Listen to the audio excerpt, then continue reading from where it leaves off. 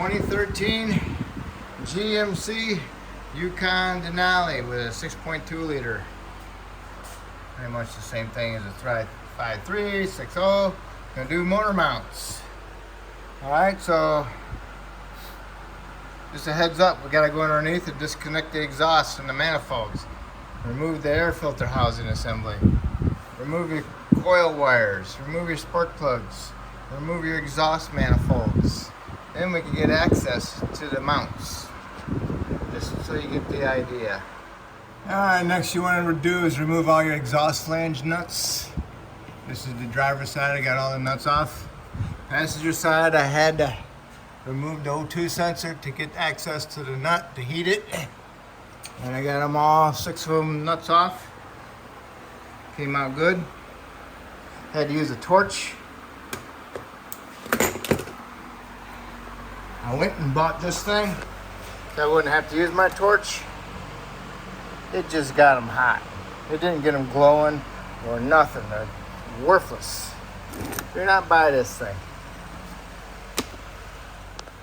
The original one works good. We have that at work. This one, garbage. Next, you want to take out the center support. 18mm head bolts and 18mm head nuts, 4 of them. Just get it out of there. That way you'll have access to the bottom of the oil pan in case you guys support the engine. I have some room. I've removed my front tires so I can lower it down onto closer to the ground. You never know, I might need that extra clearance. I took the 11mm bolt out from up on top. Got me a pry bar up in here. And I hit the steering shaft off of the stub shaft of the gearbox of the rack and pinion. It's right here. You can see it right through here. There's the stub shaft, and then right there the rusty looking one. Right there. That's the steering shaft. Intermediate shaft. Okay. So next. Okay, undid that steering shaft on the gearbox, rack and pinion. I didn't gain nothing. Look at this. That's it. What a waste of my time. I thought that would give me something. Done these before. Alright, so what you want to do is you want to soak manifold down. Spray your spark plug boots down too. I know mine are already off because I already soaked them down, but I'm just showing you to soak them down in your spark plug boots so that will soak in there. So that'll help you remove them off of the spark plug because they're on there.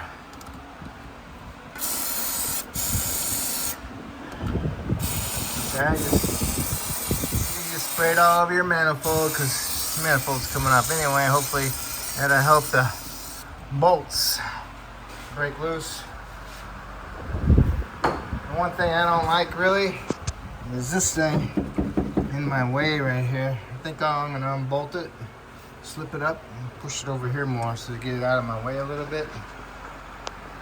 But you need to twist your spark plug wires off of the coils, get them all off of the coils. Then you can go down here and get a full grip on your boots to the spark plugs and pull on them, okay? Might need to hold a rag on there because of the penetrant. You should replace spark plugs at this time. And you should at least remove them. I don't want to take them out, but I just thought I'd get more room. Oh, that's terrible. Man. I'll remove my spark plugs and then I'll remove my bolts for the manifold. And I do have one broken in the back. Make sure you break all the bolts loose with a ratchet, a straight ratchet, a deep 13, and a cheater bar to go over your ratchet. Do not use a ratchet that's curved like this. Round them off. So break them loose, then you can use your air ratchet. Okay, there it is.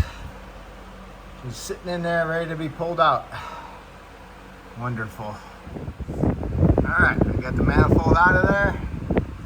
I think having that shaft loose a little bit helped me out. Yeah. So I got a little bit of a stud left on that back one. It's broke off. See it right here? Yep. All I gotta do is heat it up and then let heat soak, and then I can screw it out of there.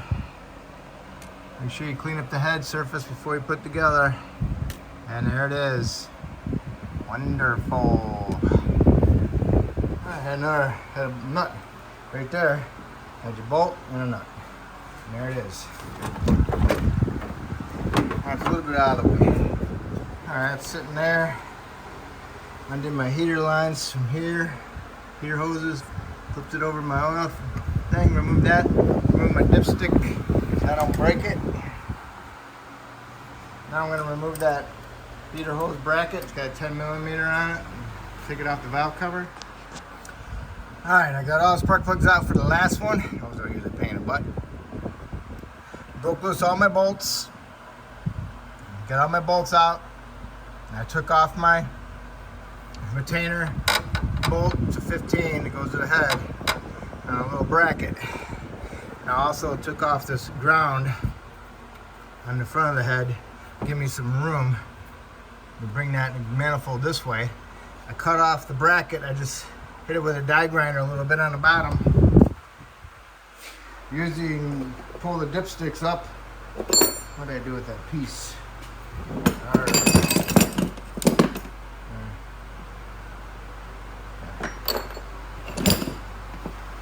Let's see if I can find it, but I cut that piece off.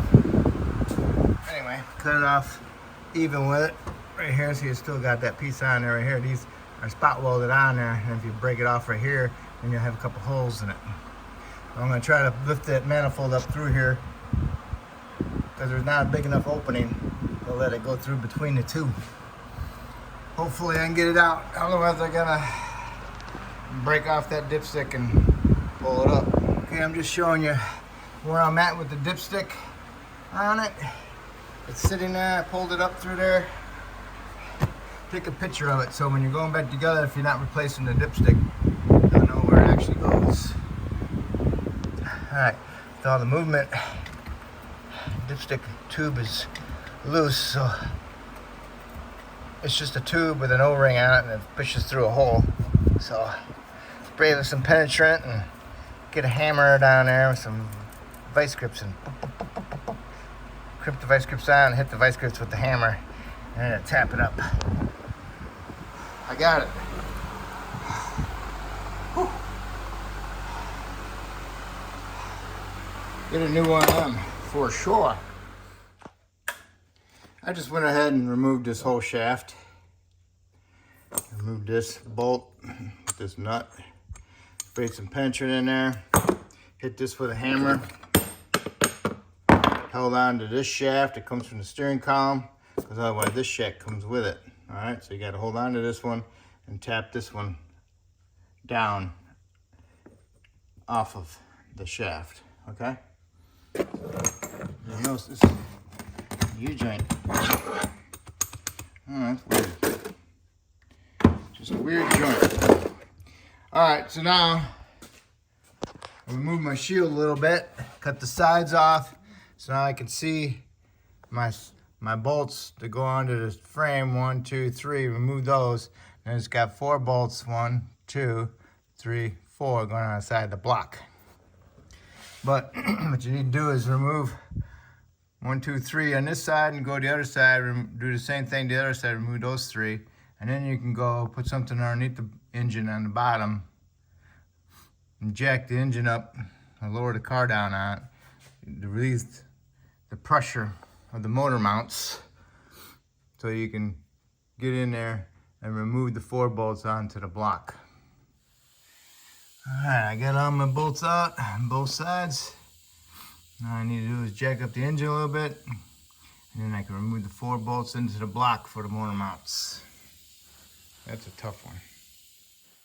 Okay, I got it up.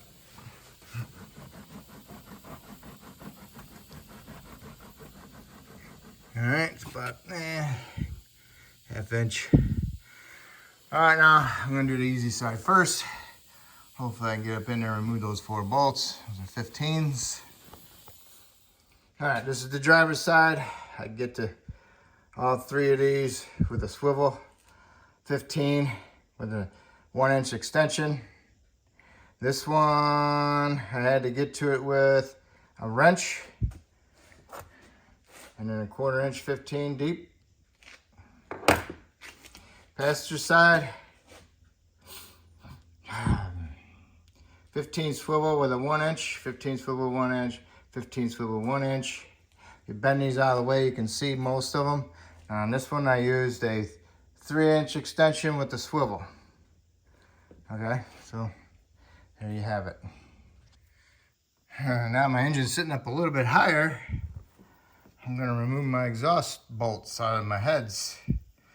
This one was enough, sticking out about that far. Heated up, broke it loose with some mini vice grips. Put it on my extractor. Chapped it on at the hammer, and then removed it from my ratchet. So now I got one more to go on this side.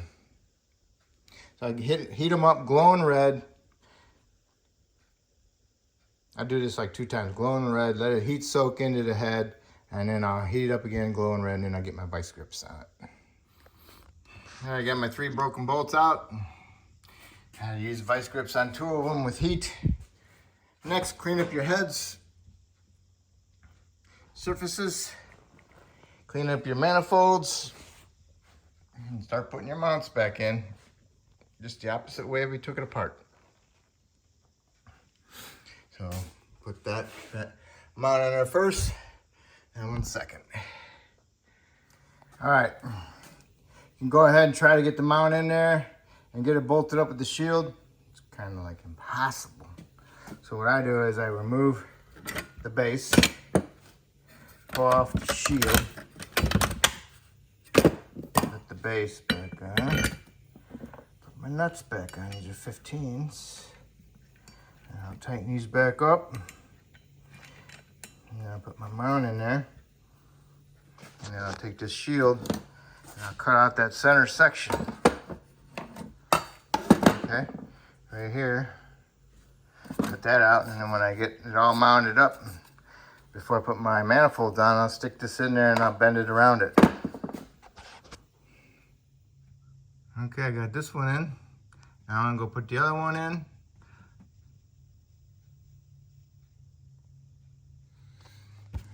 Okay, got my mounts in, got them tightened up, and then I followed them up with a wrench, tightened them up. Lowered my engine down a little bit, got these 3 started, and now I'm gonna go do the other side, which would be the passenger side, and get those lined up, and then get the bolts in there and get them snugged up, and then torque them down. Might have to lower the engine down a little bit, make sure those guide pins on the bottom of the mounts go into the frame. And when you got all of them, the 6 bolts started, and then you can go ahead and raise it up a little bit and put all the weight onto the frame of the engine instead of your block underneath. And then you can go ahead and tighten those mount to frame bolts. Cut that section, bend it over, and go ahead, go a little bit narrower with that one. Cut that all the way up and bend it over. And then when you put that in there, you can bend that piece down on top of the mount. Okay, there it is. It's sitting over there. It's a little loose, but it's in there and ain't going nowhere. We'll see how it is when I get the manifolds on. All right, you got your bolts ready, AC's on them. Got my exhaust gasket, this goes towards the manifold, and this goes towards the head. I notched it. So all I gotta do is get these ones ready to go, and I just push the gasket over, and then I can get the rest of them in there. But first, what I'll do is I'll get one started, and then I'll work my way around, down, get a couple of them started so I can get to this one, get that one started. Because things are heavy, man. So what I do is I'll place the manifold down in there. I got this. grab it right here, and I'll hold it up with one hand, and I'll use my other hand over there on that end, starting my first bolt. Do not cross thread them. Make sure they're threaded in before you go and put a wrench on them. This side is in. I'm ready for my dipstick tube. Don't forget about that. All right, both manifolds are on.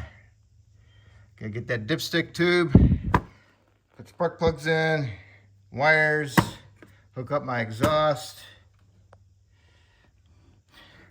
air cleaner, and my grounds, and my battery, and my overflow, and my air filter housing. Not bad. All right, I raised it up, got my exhaust, wire pipe back hooked up, the 3 nuts over on the driver's side, 3 nuts on the passenger side, and also put my O2 sensor back in.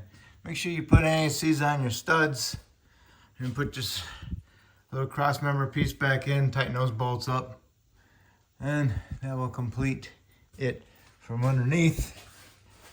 So now I'll lower it down and do my spark plugs and my wires. Oh yeah.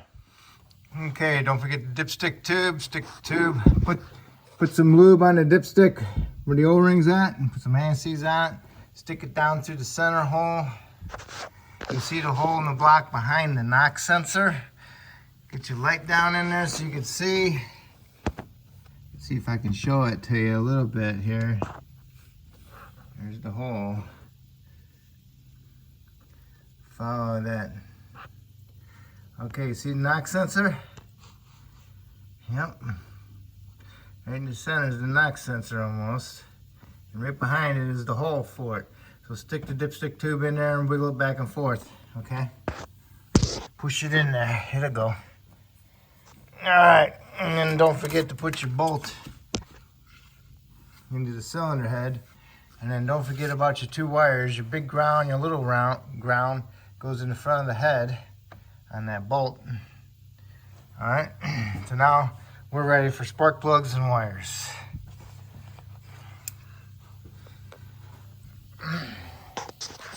All right, putting your new spark plugs in. Rub your fingers around the porcelain and look at them. See if there's any cracks in it, because the dirt in your fingers will stay in the crack and you'll see it. Otherwise you won't see them. Make sure the center porcelain's not cracked or chipped, and make sure it's not loose. Looks decent. Make sure the gap is nice, square gap, and looks good. Do that to every plug, and put a little bit of lube on the threads, and then install them, and then torque them to 18 foot-pounds. And then you go ahead and get your wires. Get a little bit of dielectric grease on a screwdriver, little flat blade.